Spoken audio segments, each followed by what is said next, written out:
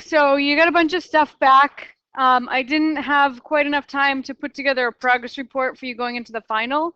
So I will definitely bring that for you Monday. So you have a good idea of where you stand and what you need to do in the final to get whatever grade you're looking for. So today we're going to talk about modeling with exponential functions. Monday we'll talk about modeling using log functions. So just working a little bit more with our new functions. Wednesday we'll review for the final exam. Oh, and Monday project 4 is due. Project 4 is the give example of practice. Wednesday we'll review for the final exam. You have a study guide for the final at the back of packet 4 that we're working through. And your final exam is on Monday, the 21st at 1 p.m.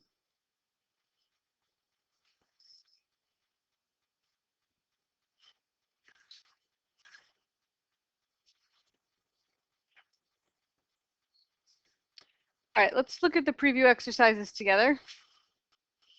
So I have a formula, A equals 10e to the negative 0.003t. It models the population of Hungary, A, in millions, t years after 2006. So I want to find Hungary's population in 2006, 2007, 2008, and 2009. So that means plug in 0, 1, 2, and 3, right? Because we're modeling in years since 2006. Okay, so let's see, A of 0, and I'm rounding to 2 decimal places, so I'll put approximately. If I put in a 0 for t, 0.003 times 0 is 0. E to the 0 is 1, so I get 10. And that's going to be 10 million, right? Because this is being measured in millions. And then A of 1, now I'm going to need a calculator.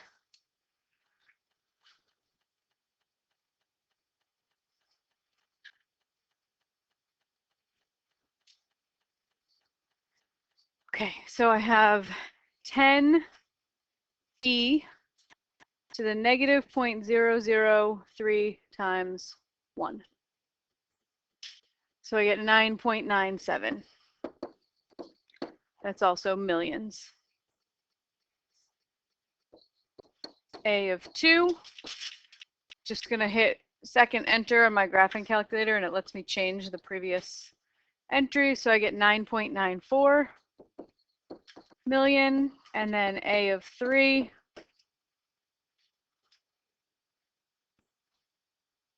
Oops. And I get 9.91 million people. All right, so based on my values, as time goes on, is Hungary's population increasing or decreasing? Decreasing. Yeah, it starts at 10, then it goes 9.97, 9.94, 9.91. Those numbers are getting smaller, so the population is decreasing.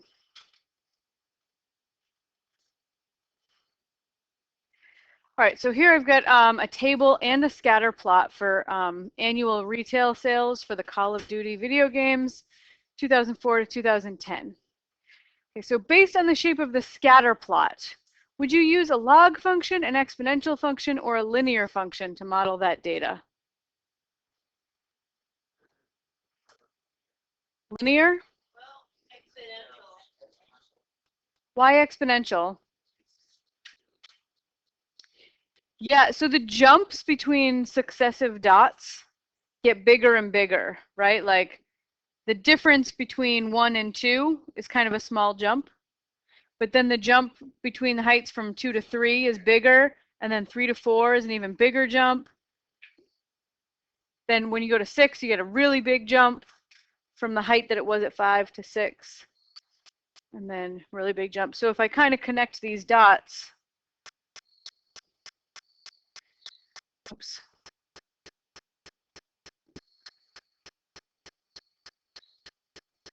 Right, so that is not really a line, but it's curving upwards, right? So that curving upwards shape indicates exponential.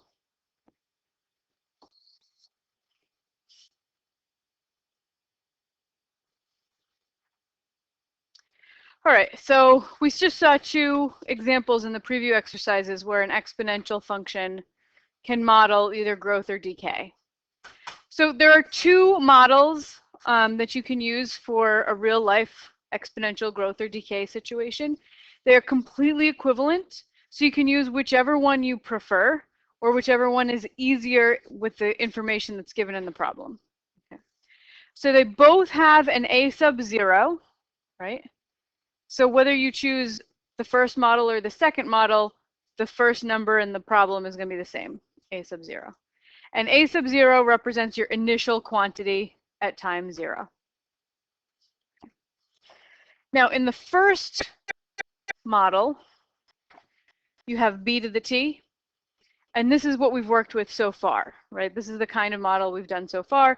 B represents a growth or a decay factor.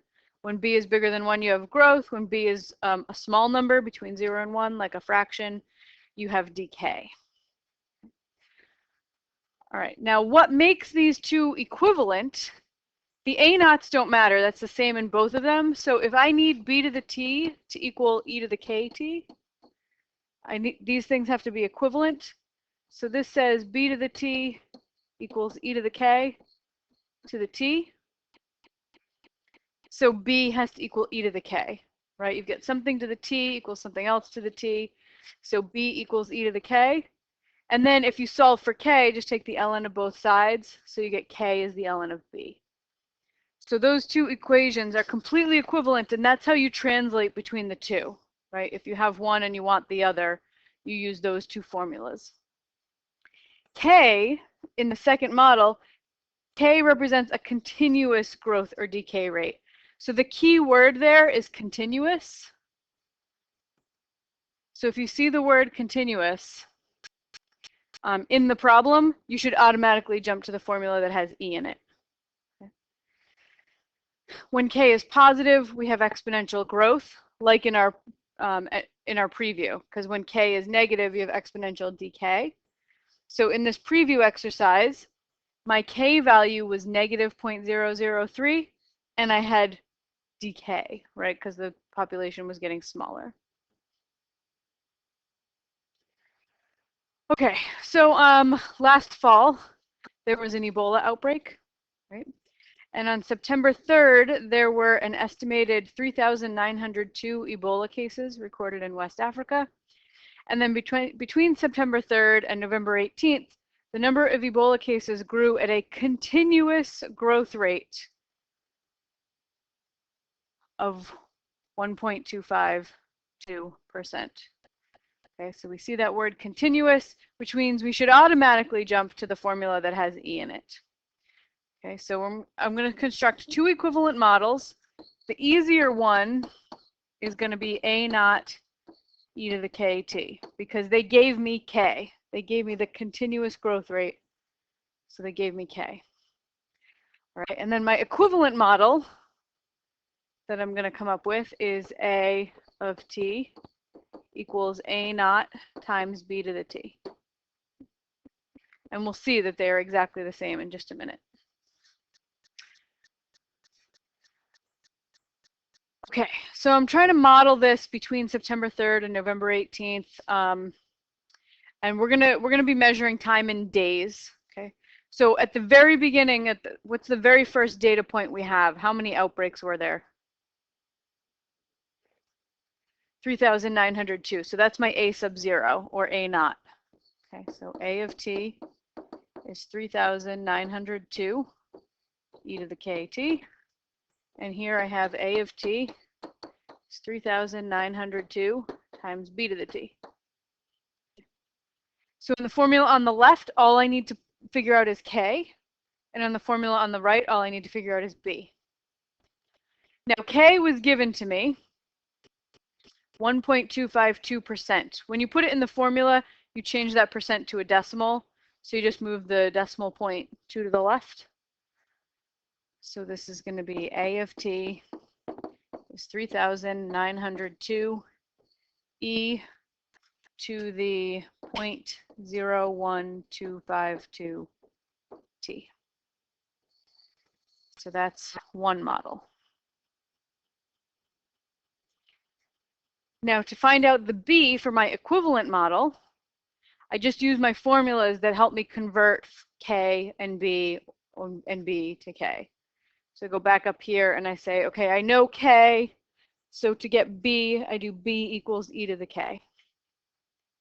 Okay, so I'll just do a little aside here. B equals e to the k, so b equals e to the 0.01252, and I'll get that on my calculator.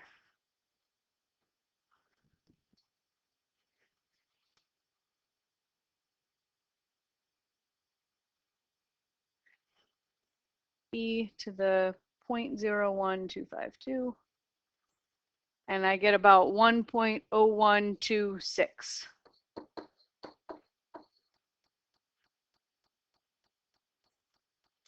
So my equivalent formula is 3,902 times 1.0126 to the t.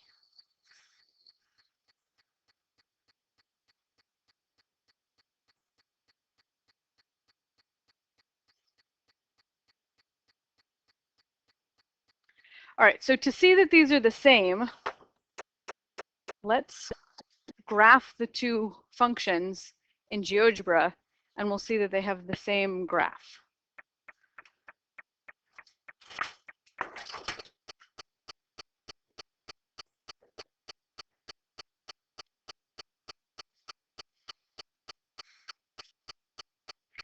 Okay, so here I have y equals, what was it, 3,092? 3,902. Okay. 3,902 times e to the 0.01252. Okay, so that's my first model. I can't see anything because the scale is really terrible, right? So we're x is days, so I'm going to start at 0, and November, from September to November was like 80 days, so I'm just going to go like maybe to there. And then I started with 3,902 cases, so this y-axis only goes up to 9, so I need to see a lot more of that. So I'm going to be able to see at least 4,000.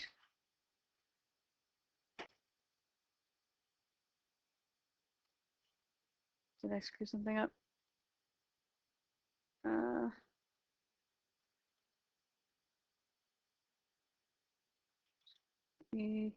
Oh yeah, I forgot an X. There we go.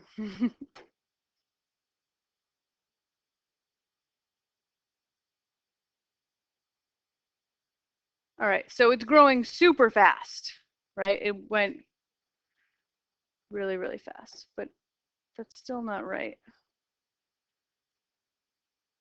3,902 times E. Maybe I need to put parentheses around this.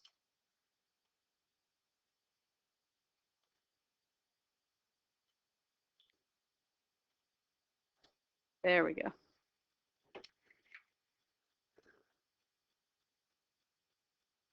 All right, so now you can see it looks like an exponential function. And let's change its color to red.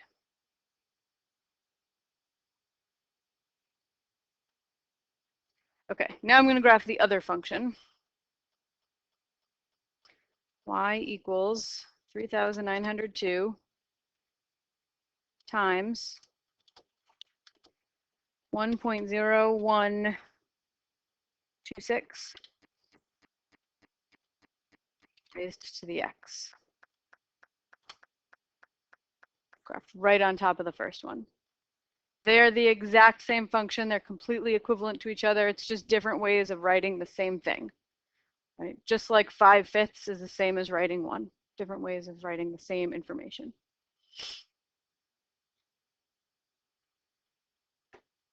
Okay, so now I can use these. I have two equivalent models, so you can pick. They give you the same y value for every x value, so you can pick which one you want to use.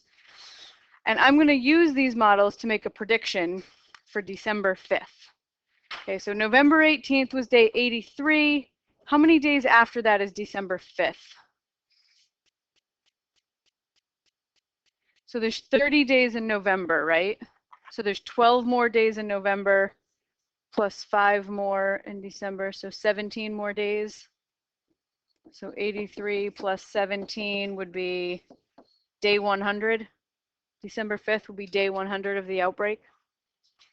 So I just need to calculate A of 100. So I think I'll just have GeoGebra do it. I can use either of these formulas, A of X or F of X, because they'll give me the same number, A of 100. And it gives me the number 13,647, if I round. 13,647.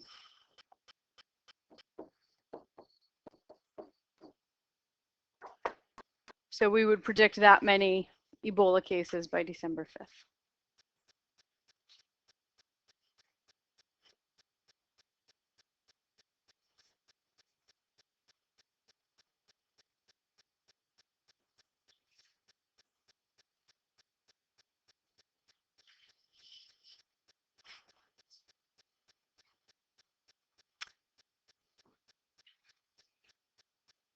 Okay, so that's exponential growth.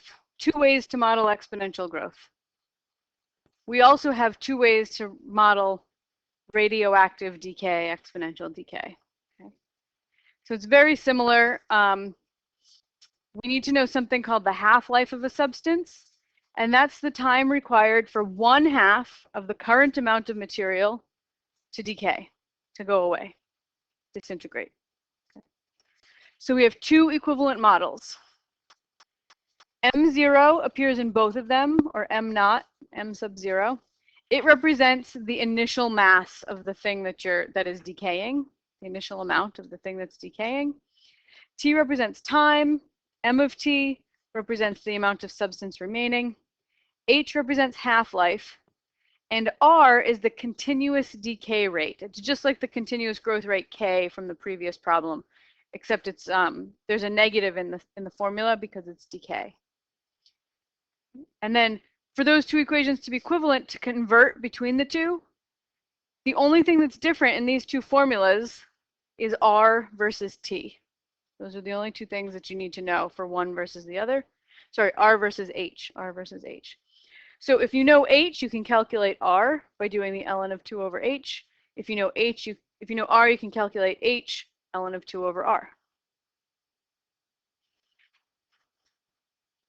All right, so let's do an example. We've got the burial cloth of an Egyptian mummy is estimated to contain 59% of the carbon-14 it contained originally. How long ago was the mummy buried? And you're given that the half-life of carbon is 5,730 years. So if you're given half-life, pick the formula that has half-life in it, right? Because these 2 formulas are completely equivalent to each other.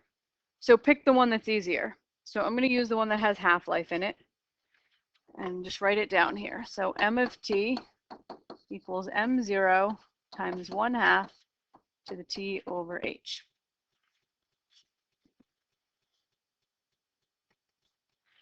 Okay, so we want to figure out how long ago this was buried. So currently there's 59% of carbon-14 left. How much did it start with? 100%. So that's my M0. That's my initial amount, 100%. Whatever the units are, as long as you keep them consistent, you can work with them. So you can use percentage if you want. Times 1/2. T, the question is how long ago. So T is the variable that's going to stay in here. And then H, they told me, is 5,730 years. And then how long? So I'm going to be solving for T until what? Until you reach 59%. So I want to solve that equation. So last class, we talked about how to solve equations where the unknown appears in the exponent. So the first step is to isolate the exponential, right? So I'm going to start by dividing both sides by 100. So I get 0.59 equals 1/2 to the t over 5,730. Now, how do you get an unknown out of the exponent?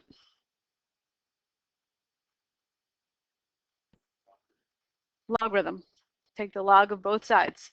Any base you want. I like ln. So I'm going to take the ln of both sides.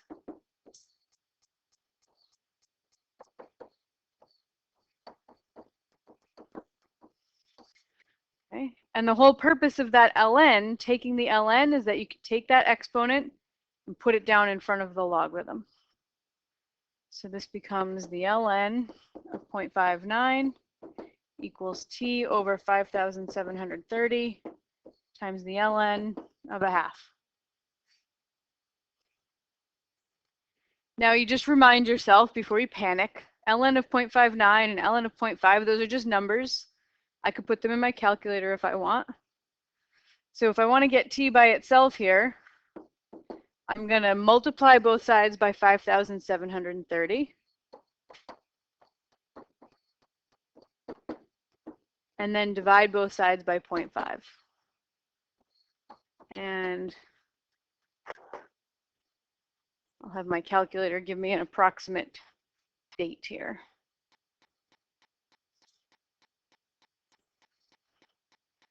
$5,730 times the ln of 0.59 and divide that by 0.5.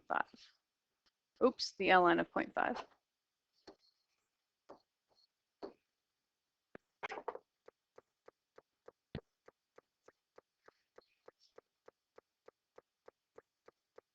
And I get 4,361. We'll just round to the nearest year. So that's years old.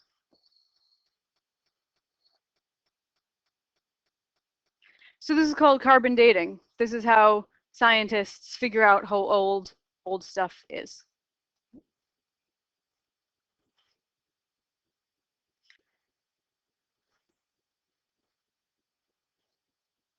So let's see, if I would like the continuous decay rate, that's the R from the other formula.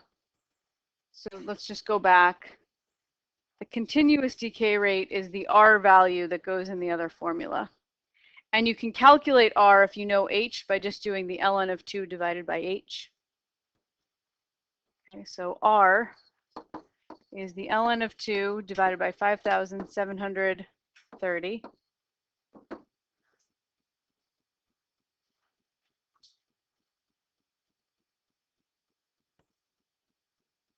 And that's a really small number. We have 0.000121 approximately.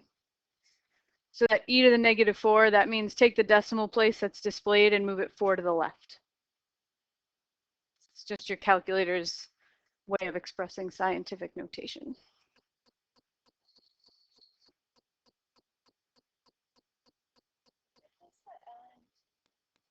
Good question.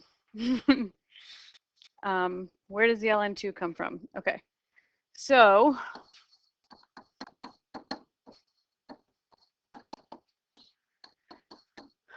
and m of t.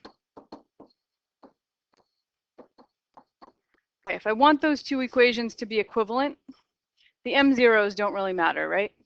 Okay, it's the same in both formulas, so just get rid of that. So 1/2 to the t over h needs to equal e to -RT. Both equations have a t in the exponent, so that doesn't really matter. It's the same on both sides, so I can get rid of that. So 1/2 to the h has to equal e to the -R.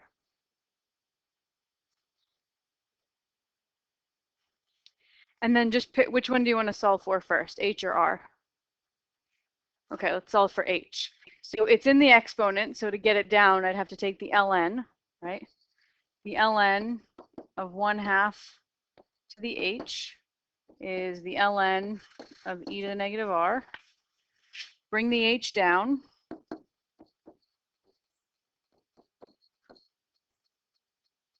oops, that's times, h times the ln of a half equals negative r times the ln of e. But what's the ln of e? The number. The ln of e is 1.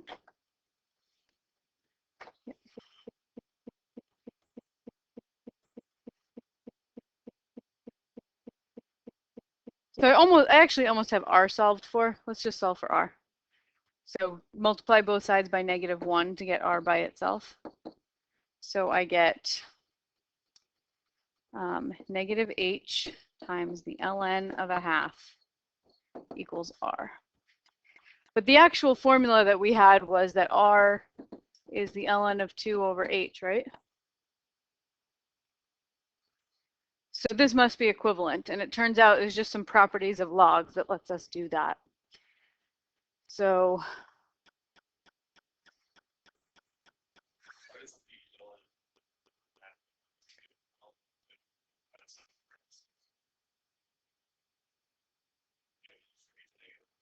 only if there's addition in there. The distributive property only applies when there's addition in the parentheses. So what I'm going to do here is I'm going to rewrite the ln of a half using one of the properties of logs that says you can break that up into a subtraction. And then what's the ln of 0? What should I raise e to make a 0? Oh, sorry, that's supposed to be a 1. I answered the question. What do you raise e to make a 1? 0. So this is negative h times 0 minus the ln of 2. Distribute your negative h. Negative h times 0 is 0. Negative h times ln2, negative ln2 is ln h ln2 equals r. But it's supposed to be over, what did I mess up? I don't know, but this is the derivation. I must have messed it up somewhere. Yeah, you don't need to know this. You don't need to know this. This was just a supplemental question. Oh, I know what it is. This should be 1 over h. When you get rid of the t, the h is in the denominator. 1 over, 1 over, 1 over, 1 over. So this becomes the ln of 2 over h. There we go. All right, so that's where the ln of 2 comes from. And then once you have this, to solve for h, just multiply both sides by h and divide both sides by r.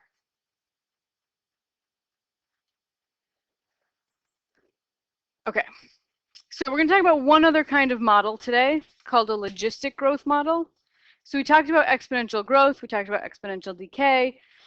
There's one other really useful tool that we can use to model growth. Because in most situations, indefinite exponential growth is not realistic. Growth is always limited because of limited space and limited resources. So the logistic growth model is used to capture the long-term behavior of a growing population. So at first, it grows really fast. At first, it looks like exponential growth. It's that upwardly tilted curve, right? But then at some point, growth has to start to slow down and level off because we reach what's called a carrying capacity. The environment can only hold so many of the population. So this is called logistic growth. This is the formula for it, though you don't need to use it. I'm not going to like make you remember that formula or write formulas for logistic growth. But I just wanted to point out that this is a really common model that's also used. And its formula is not all that complicated. So for example, the US Census Bureau uses a logistic model to try to predict world population into the future. And you can almost see, it's hard, right? But you can see that maybe around the year 2000, don't know how accurate this model is, but it looks like the US Census Bureau is predicting that around the year 2000, the growth rate the growth of the world population went from exponential, and then it's going to start to slow down. About in 2000, it's going to start to slow down so that it can't just keep growing exponentially forever.